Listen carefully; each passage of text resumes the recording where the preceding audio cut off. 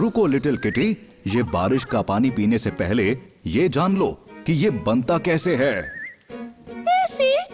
Kitty, यही बताने के लिए तो मैं यहाँ आया हूँ।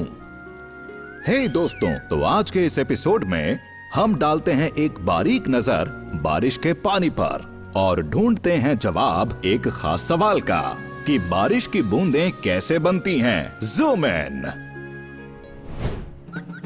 पानी हमारे अस्तित्व के पीछे का कारण और सबसे खास एलिमेंट्स में से एक जो हर किसी को चाहिए जिंदा रहने के लिए और आगे बढ़ने के लिए। और कमाल की बात यह है कि मदर नेचर ने हमें वो दिया है, वो भी मुफ्त में, आसमान से आती बारिश के रूप में। और इसी प्रोसेस को हम कहते हैं वाटर साइकिल। वाटर साइकिल बताता है कि कैसे धरती का पानी हमेशा गति में रहता है और हमेशा रूप बदलता रहता है, तरल से भाप में, फिर बर्फ में और फिर से पानी में। और अगर आपको इसके बारे में नहीं पता है तो इसी टॉपिक पर हमारा दूसरा वीडियो जरूर देखें, लिंक नीचे डिस्क्रिप्शन में दिया गया है।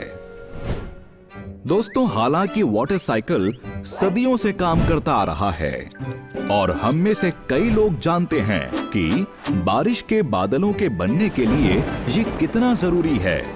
लेकिन अगर बात करें बारिश की बूंदों के बनने की, तो जैसा दिखता है वैसा है नहीं। हाँ मेरे प्यारे दोस्तों, बारिश की बूंदें जितनी साफ दिखाई देती हैं, असल में उतनी होती नहीं हैं। क्या आप जानते हैं कि बारिश की हर एक बूंद में कुछ ना कुछ मिलावट जरूर होती है, जैसे कि थोड़ा सा नमक, थोड़ी सी धूल और थोड़ी सी मिट्टी, जो बारिश की बूंद के एग्जिस्टेंस के लिए जरूरी है। और मानो या ना मानो, पर इस मिलावट के बिना बारिश का होना बंद हो जाएगा। कंफ्यूज हो गए? तो आइए बात को साफ कर देता हूं। देखिए, पानी को चाहिए एक नॉन गैसियस सरफेस ताकि वो रूप बदल सके भाप से तरल में। इस प्रोसेस को कहते हैं कंडेंसेशन। वो इसलिए कि जब पानी भाप के रूप में होता है, उसके हर मॉलिक्यूल इधर उधर इतनी तेजी से घूमते हैं कि उनके लिए मुश्किल होता है एक साथ आकर बॉन्ड बनाने में और फिर से तरल हो जाने में। तो जब धूल के बहुत छोटे छोटे कण धरती की सतह से ऊपर उड़कर हमारे एटमॉस्फेयर में दूर तक जाते हैं और इन बिखरे हुए मॉलिक्यूल्स से टकराते हैं, तो ये वेपर मॉलिक्यूल्स बहुत ही आसानी से उनके आसपास कंडेंस हो जाते हैं, जिसे कहते हैं क्लाउड कंडेंसेशन न्यूक्लियाई।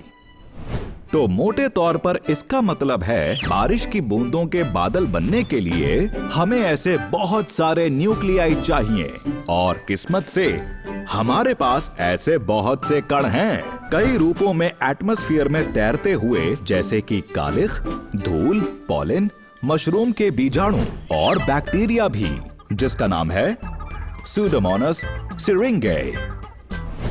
हाँ मेरे प्यारे दोस्तों, कुछ एक्सपर्ट्स का मानना है कि ये बैक्टीरिया इवॉल्व होकर एक परफेक्ट क्लाउड कंडेंसेशन न्यूक्लियाई बनाते हैं, जिससे ये बारिश की बूंदें बनती हैं और फिर यही बारिश की बूंदें धरती पर आ गिरती हैं।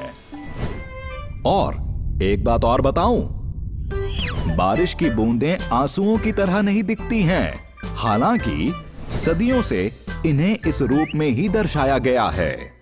लेकिन एक बारिश की बूंद का शेप एक बर्गर बन के जैसा होता है दोस्तों। असल में बूंदें शुरुआत में कुछ गोल गोल होती हैं, लेकिन नीचे आते आते ये छोटी छोटी बूंदें एक दूसरे से टकराकर एक बड़ा गोला बनाती हैं।